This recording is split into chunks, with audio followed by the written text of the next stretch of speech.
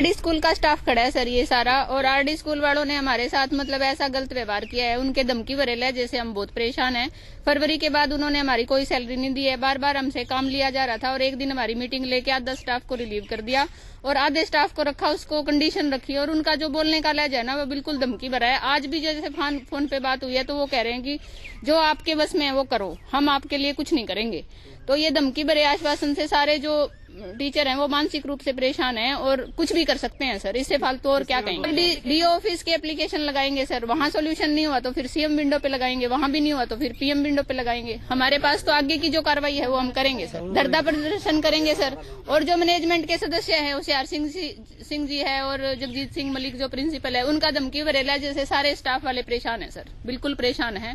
और मानसिक तौर पे कुछ भी कर सकता है कोई भी टीचर, और उसके जिम्मेदार आरडी स्कूल होगा सर, उसकी मैनेजमेंट होगी, प्रिंसिपल होगा। हमारे को एकदम से नौकरी से हटा दिया सर, और ना ही हमारे को फरवरी के बाद कोई सैलरी दी गई है, और हमारे बच्चे भी जैसे कि भूखे मर रहे हैं। अब हम क्या करें सर, तो इसका सॉल्यूशन जरूर होना चाहिए सर। किस तरह आंदोलन करेंगे सर? हम आंदोलन के लिए डी ऑफिस में भी जाएंगे और सीएम विंडो पे भी एप्लीकेशन लगाएंगे, और जहां तक हो सका सर डीसी साहब से ही मिलेंगे सर।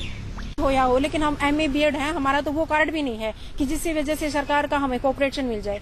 तो मेरी सरकार से भी अनुग्रह है और मेरे इन प्राइवेट स्कूलों से भी अनुग्रह है कि कृपया हमारी ऐसी स्थिति ना बनाए और इसके बारे में मतलब अपना डिसीजन जो है वो जल्दी से लें, ताकि हमारा जो खर्च है, जो हमारा मानसिक तनाव है, उससे हमें मुक्ति मिले। लॉकडाउन के बीच में सारे अध्यापक गए हैं स्कूल में, जैसा भी कहा है, कोई लिखित वो आया नहीं है हमारे सामने कि आप लिखित कुछ उन्होंने दिया हो कि आपको हटाया जा रहा है। ना उन्होंने परमानेंट हमें लिखित में ये दिया है कि आपको सैलरी उस दिन मिल जाएगी, यानी कि मार्च से लेकर अब तक हमारा सैलरी का कोई उन्होंने ऐसे कुछ समाधान किया नहीं है। और हमें बार बार हमने मैनेजमेंट से कोशिश की है कि आप इसका सोल्यूशन कर दो, क्योंकि हम भी स्कूलों के ऊपर बेस्ड, हम ऐसे कोई बात बिगड़ना नहीं चाहते थे उनके साथ कि जगजीत मलिक जी।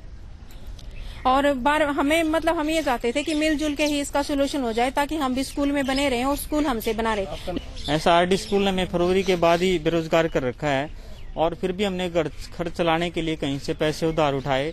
लेकिन आरडी स्कूल 7 जुलाई को एक अचानक मीटिंग बुलाता है और मीटिंग में 40% पर काम करने के लिए हमें बाध्य करता है, जिससे हम एक दिन से भूखे मरने की नौबत आई। और मीटिंग में श्री जयप्रकाश जी ने हमें ये कहा गया कि आप इस सैलरी पे काम करोगे तो आपकी मर्जी है, ना करोगे तो आपकी मर्जी है। और इसीलिए हम ये कदम उठाने के लिए मजबूर हैं। और यदि हमारा सॉल्यूशन नहीं होता है तो हम दूसरे टीचर से भी स्कूलों के कांटेक्ट कर रहे हैं और एक बड़े आंदोलन की तरफ हम चलेंगे। इसके बाद डीसी के जाएंगे, एजुकेशन मिनिस्टर है या जो भी होगा उसके लिए हम अपना काम करके रहेंगे। आरडी पब्लिक स्कूल में म्यूजिक का अध्यापक था सर। पिछले फरवरी माह से ना तो तनख्वाह दी जा रही है आरडी स्कूल में, और हमें तो बिना नोटिस के ही रिलीव कर दिया गया है, और रिलीव का नाम भी लॉन्ग लीव का नाम दिया गया है, ताकि ये ना लगे टीचर को हटाया गया है। तो सर मैं यही रिक्वेस्ट करता हूँ प्रशासन से भी, शिक्षा विभाग से भी, और जो मोदी जी ने एक बात कही थी कि लॉकडाउन के दौरान कोई किसी को हटा नहीं सकेगा और पूरा वेतन देगा उनको, तो इनसे मेरी ये गुजारिश है कि हमें न्याय दिलाया जाए, हमारा वेतन दिया जाए, और जो ये बिना नोटिस के हटाए जा रहे हैं टीचर, इनके लिए भी कुछ ना कुछ समाधान